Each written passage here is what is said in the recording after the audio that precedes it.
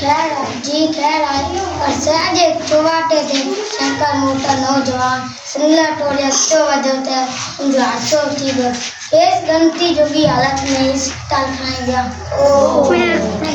बाबा sir ये हादसा क्यों था थे और ये हादसा जाई टकर लापरवाही ट्रैफिक सिग्नल ते न हलन जे करे थे था। बाबा सर इन्हन हादसा का किए बच सकते थे और इन्हीं हादसा का ट्रैफिक सिग्नल ते अमल करन सा बची सकते थे।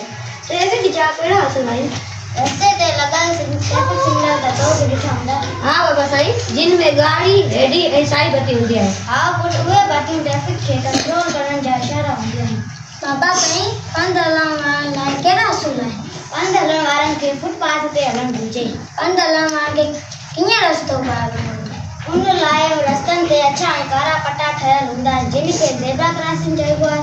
पंध हलण वारन के उता रस्तो पार करन घुर्जे। हां तमा के एकड़ी गाल बुधाया थी उन खां सवाइ रस्तनि जे पासनि खां लॻल बोर्डनि ते ॿिया मुख़्तलिफ़ इशारा बि ॾिनल हूंदा आहिनि। उन्हनि इशारनि मां मोर चारी ऐं कुल ॿियनि ॻाल्हियुनि जी ख़बर पवंदी आहे। तव्हांजी महिरबानी तव्हां ॾाढियूं कम जूं ॻाल्हियूं ॿुधायूं आहिनि। एक्सीलेंट क्लैपिंग कयो वञे।